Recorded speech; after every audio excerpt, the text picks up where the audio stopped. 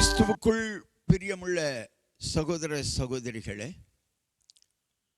பலன் தரும் தேவன் எபிசோட் 1560க்காய் கர்த்தரை துதிக்கிறேன், மகிமைப்படுத்துகிறேன்.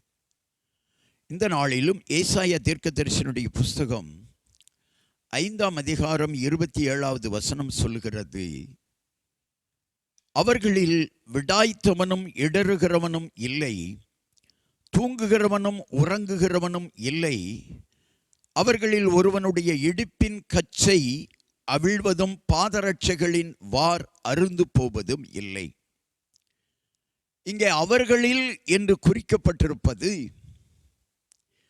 தேவனால் பூமியின் கடையாந்திரங்களில் இருந்து அழைக்கப்பட்டவர்கள். அவர்கள் வேகமாய் வருவார்கள். ஒரு காலத்திலே புறக்கணிக்கப்பட்டவர்களாய், தீட்டுப்பட்டவர்களாய், தள்ளப்பட்டவர்களாய் வாழ்ந்து வந்த ஜனங்களை இயேசு கிறிஸ்து அழைத்து அவர்களை உயர்த்தும்படியாய், அவர்களை கனம் பண்ணும்படியாய், விடாய்த்து கிடந்த அவர்களுடைய வாழ்க்கையை உயர்த்தும்படியாக, அவர்களுடைய இடறுதலை மாற்றும்படியாக, தள்ளப்பட்ட காரணத்தினாலே தூங்கி வழிந்த நிலையில் இருந்த அவர்களை எழுப்பி பிரகாசிக்க செய்யும்படியாக கர்த்தர் அவர்களை அழைத்தார். இன்றைக்கு செய்தி அதுதான். எந்த சூழ்நிலையிலும் தள்ளப்பட்டவனாக, புறக்கணிக்கப்பட்டவனாக, மற்ற ஜனங்களால் தாழ்த்தப்பட்டவனாக கூட தெரியலாம்.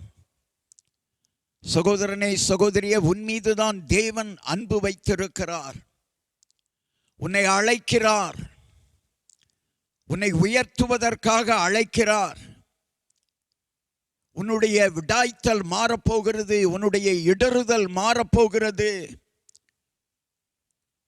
புறக்கணித்த காரணத்தினாலே நீ தூங்கி விழுந்து கொண்டிருந்தாய், இப்பொழுதோ எழும்பி பிரகாசிக்க போகிறாய்.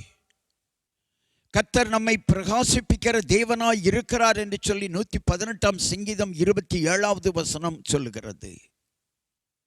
பிரகாசமற்ற உன் வாழ்க்கை, ஒடுக்கப்பட்ட உன் வாழ்க்கை, தள்ளப்பட்ட உன் வாழ்க்கை இயேசுவிடத்திலே வருகிற பொழுது பிரகாசம் அடையும், உயர்த்தப்படும். தேவன் உனக்கு அடைக்கலமாயிருப்பார். கண்களை மூடி ஜெபிக்கலாம். பூமியின் கடையாந்தரங்களில் இருக்கிறவர்களை அழைத்து அவர்கள் விடாய்ப்பின் தன்மையை, இடறுதலின் தன்மையை மாற்றுகிற வல்ல தகப்பனே,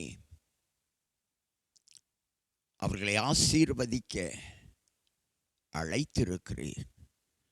இயேசு கிறிஸ்துவின் அழைப்பின் சத்தம் உங்களுக்காகத்தான். அவரை தேடி வாருங்கள், அவரை நாடி வாருங்கள். வந்த உங்களை, உங்கள் விடாய்ப்பை அவர் மாற்றுவார். உங்கள் இடறுதல் இனி இருக்கப் போவதில்லை. நீங்கள் எழும்பி பிரகாசிப்பீர்கள். நீங்கள் எழும்பி பிரகாசமாய் வாழ்வீர்கள். தேவன் உங்களை அழைக்கிறார். இயேசு உங்களை அழைக்கிறார். வாருங்கள்.